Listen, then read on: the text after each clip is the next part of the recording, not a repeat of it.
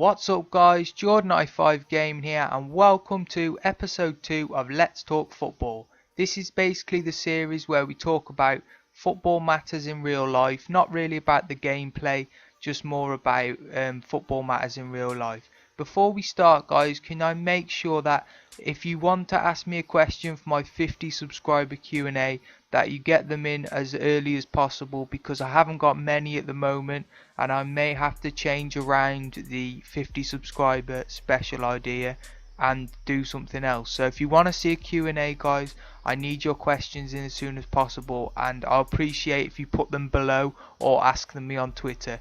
Either way, I'll be pleased to see the questions. So guys, the first thing we are going to talk about is the Louis van Gaal, Jose Mourinho situation. Obviously Jose has been appointed Manchester United manager as of time of recording this. I'm not going to give my opinion too much on the Jose Mourinho appointment. Here are a few stats of Jose. Obviously he's a brilliant manager. I'm not going to give my opinion on the actual matter yet, because one of the questions for the Q&A that I've got coming up for my 50th subscriber special was about how I felt about Mourinho. I'm not going to give too much away, but I think he's a fantastic manager. But I will speak a lot about Louis van Gaal and my opinion on his sacking and how he did. Basically, I liked Louis van Gaal guys. I was a bit sad to see him go. I can understand it though, now we've brought Jose in.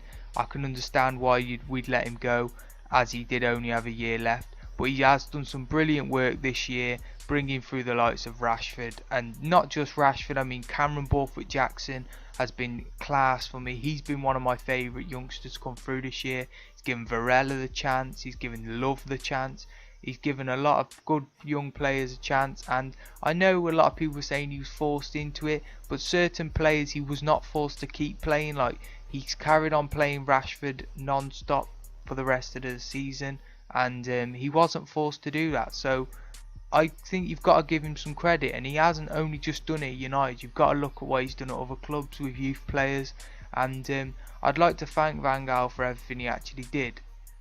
So also guys, I'd like to talk about free agents. Now there are a lot of free agents that have been going around. There's been a lot of clubs that have been releasing players. A few of the free agents I'll just name out here. The main one being that I wanted to talk about guys was Sylvain Distin. Sylvain Distin's been released by Bournemouth. Now that will be a brilliant free transfer for someone lower end of the Premier League or Championship even. I mean, Distin's a quality, proven experienced player, and he still can play at the top level. He looks after himself as well as I've seen anyone do in football for his age. And yeah, and the other few players who got released guys were like, there was a few for QPR, Falling and etc. So guys, I want to preview the playoff final, which is on Saturday. Hull versus Sheffield Wednesday. I do believe Hull will win. That's my prediction. I believe Hull will win, and they were my team to come straight back up. I was a bit surprised they did get in the playoffs, to be honest. But yeah, I think Hull will win, and I think it might be a tight game. I am looking forward to it, and yeah, I do think that it will be a very good game. The only thing I will say guys is Hull are expected to win in my opinion, so there may be a bit too much pressure on them. I suppose we will find out later on in the coming days. Obviously, just let me know below guys who you would like to see come up, and give me your prediction on who you think is going to win the game. I'd like to see your predictions and your views down below guys. If you could do that, that'd be very good. So guys, I want to talk next about the England's result against Turkey. It was a good result, but I don't think we played very well, if I'm being honest. I do think we was a bit lucky.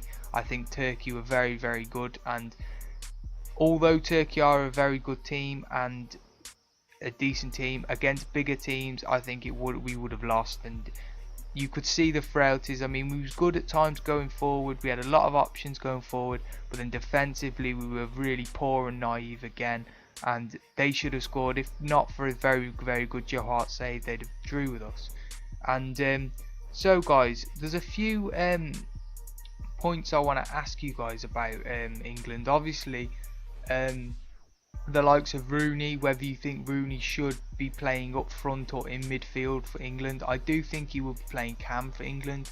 That's where I'd like to see him play personally. That's where I think his best position is, and I'm not going to change my opinion on that.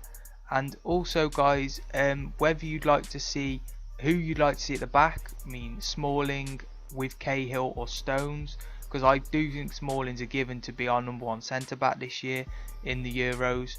And also who you'd like to see at left back, because Danny Rose and Ryan Bertrand, there has been, them two are very good, both good left backs, and there's big competition for them.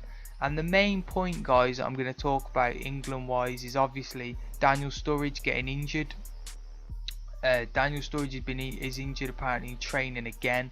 I mean, he didn't train with England yesterday, and yeah, this opens the door for Marcus Rashford. I mean, Marcus Rashford, in my opinion, shouldn't have been put into the England squad this early, in my opinion, but I would like to see him now play. I mean, he's set to play in the friendly tonight, or well, tomorrow as recording this, but it will be tonight when this video's out. And I want to know your guys' opinion on Rashford. Would you go Rashford or Sturridge? Now, my opinion, Rashford, I'm a United fan, so I'm not going to be biased, but I do think that Rashford should be in ahead of Sturridge.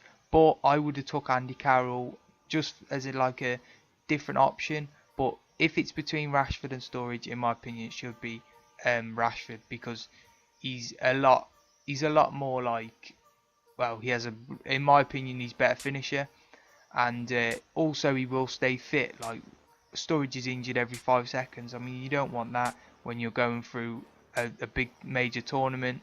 And Rashford will also have the X factor, I suppose, in the fact that not many people will have seen him around the world in countries that we're going to be playing, so he'll be a bit of a difference, and he will add a bit of pace to our team, and a finishing touch too with it, because he's not just pace.